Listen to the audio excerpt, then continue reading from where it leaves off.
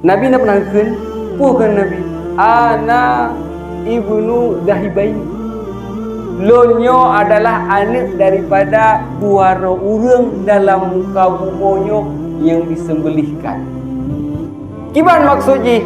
Tinggal kita yang lihat sahabat. Kiban maksud habaron wahai Nabi ana ibnu Zahibain, karena dalam dunia oleh Allah Subhanahu wa taala nak perintahkan dua orang untuk buyukoh kedua.